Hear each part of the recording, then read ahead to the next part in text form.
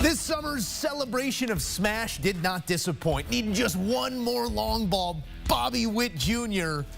to the base of the wall, and with that, Teoscar Hernández, your king of swing, the 2024 Home Run Derby champion, and this year the spoils that come with it. Hernández, the winner.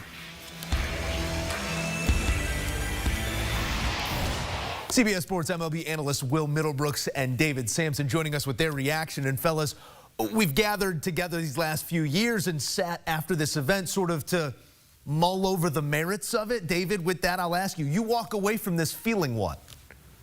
I feel like the event, the rule changes worked for me this year, but the lack of star power hurt me this year. I obviously know and respect and love the players who participated.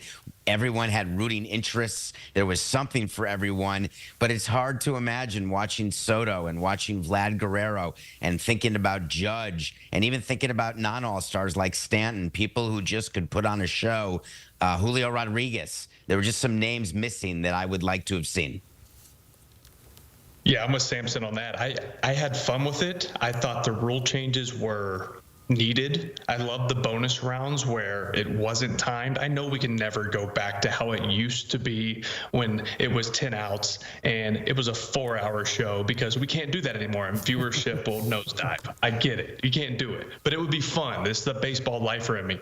Now, I just want to point out something, because David Samson is being very humble right now, but listening to his podcast this morning, and he did pick Teoscar Hernández to win this, and I want to at least give him a shout out here because he did pick him to win. Well, certainly so, and I guess I'll only pine further there, David. What did you see in Hernández prior to this event that led you to that decision? I mean, we are at times picking out of a hat when it comes to the Home Run Derby. What led you to that ticket? Well, there's two things. One, when you have a player who really wants it. And so I was thinking about both Alonso, who really wanted to get his third crown, and Teoscar, who's been trying to get into this derby for years. And then I thought about the type of swing and then the type of player. Remember, he's on the Dodgers. He signed that one-year deal. He's been really good for them in a lineup that's fine, but not outstanding at the bottom. He's been, to me, the most underrated and maybe best one-year free agent signing that we saw in baseball. And when you look at what he was doing at the end, when he was almost praying, and he and his wife, they wanted it so badly. It makes me so happy.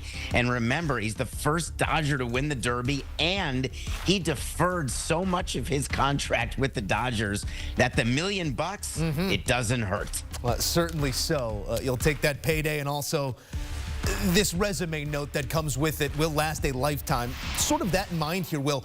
What does this mean to guys? I mean, you were around some massive sluggers in your time. How was this talked about in clubhouses before and then after when someone brought one home?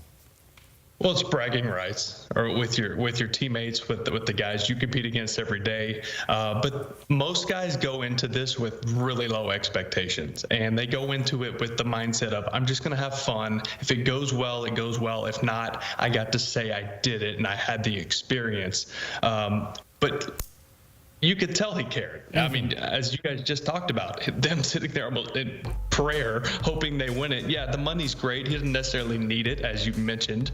But just being able to do this, it's something you can put on your resume. You'll always have it. I thought that's something I loved about Pete Alonso, was the way he went about it. It meant something to him. He's been in 5 in a row instead of taking a break and letting his body recover for, after a long 95 games up into this point.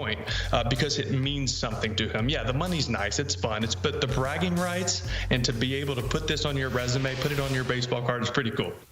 I want to get to Alonso here in a moment, but maybe a final thought on Hernández's performance, as we just saw on the older end of the gamut as it pertains to our recent champions at this event. Now, maybe it was that change in the format that allowed for deeper breaths and a moment between swings here and there. Is this the sweet spot, or is this something that is going to have to continue to evolve? Because we've sat here and watched it evolve over the last decade into what it is right now, Will.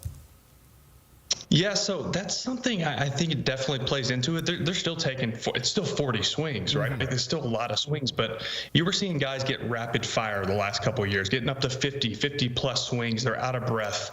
Teoscar is 31 years old. He's not newly 24 like Bobby Witt Jr. I thought maybe that would play into it. Not that 31 is old, but in baseball years, it's over the hill.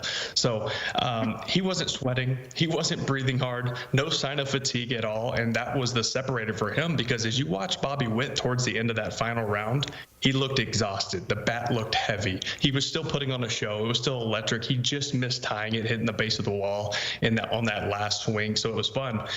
But there was a clear difference in Teoscar and Bobby there at the end when it came to fatigue. Well, I want to clip that, because I'm pretty sure you just said 31 is over the hill in baseball.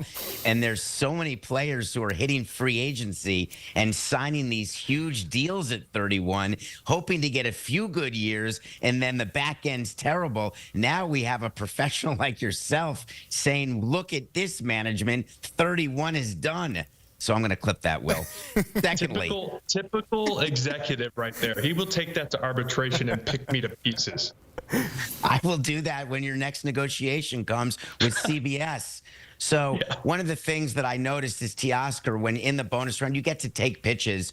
And we saw that Witt actually swung at a few out of the zone, if you can say that. I would like to see a change in the home run derby. A lot of it depends on your BP pitcher. And you saw what Pena can do. He's like a mechanical arm with not much of a windup. I imagine a world where it's a pitching machine, where the players can actually get the ball exactly where they want it, because then the human aspect, we get rid of the human aspect in so many different ways. Why not in this situation? People aren't there to see the BP pitcher. They don't want to see players lunging at balls out of the zone and then not hitting the home runs. So I thought that what Teoscar had tonight was really a better eye. It was something else I thought was interesting was, and I'm with you, David, on the consistency of a pitching machine. It's the same speed, it's the same location over and over again. But that's like almost the robot umpire conversation, where it takes the human aspect away from it. And these guys have a choice who they can pick, and they choose guys for certain reasons. And I thought it was interesting that Bobby Witt had James Russell there, who was an ex-MLB pitcher, right? Long arm swing. He's used to trying to get guys out, and in this case, he's trying to get taken deep. So I thought that was ironic and really neat that he had an ex-big league pitcher on the mound throwing for him. Well, I'm still caught up on the 31 is old. If that is the case, we better all get to bed. But before we get there, fellas, we do need a thought on the 29-year-old Pete Alonso, who now, as we said, 5 in a row, he's put it out there for us, whether it be deadlifting in the tunnel years ago or the falling flat that was tonight. He's really put himself out there for us to enjoy. He has won it twice. Have we seen enough, David Samson? Is it time for Pete Alonso to move past this event? Well, no, it's never time for that. I love that he wants to participate. But what's interesting to me is he was named an all-star, and people will only participate if they're all-stars or if they are from the home park where it is. That's how Garcia did it. And 1 year when we did it, we had Justin Bohr as a Marlin participate in Miami. So, having him be an all-star for these number of years as he's heading into free agency, you can bet your bippy that his agent, Scott Boras, wanted him to be an all-star, to have that when he goes out with his binder. And Pete Alonso, a good guy who really did want to win this and did want to participate. So I thought that the dichotomy of why it's good for the game and good for him, it doesn't often happen, but in this case it is. Yeah, I'm with David. He should continue to do it. He should be in it. He's one of those guys who, when you say home run derby and you think about this event, you think of his name and his face and him launching balls. He had a bad night tonight. He'll probably win it again at some point, unless he's too far over the hill, which I already mentioned, but we'll have to see. But look, he's one of those guys who's just built for this structure. He is. Even though he's a big guy, he's got it down to a science. Will he get fatigued? Yeah, but he's still so strong. All he has to do is touch power, and hit it out of here. So we'll see him back again, I hope. Only one off that record held by Ken Griffey Jr. He remains there, and one more crack before that ripe old age of 31. Will Middlebrooks, David Samson, it is always a pleasure, fellas. We enjoyed tonight with you.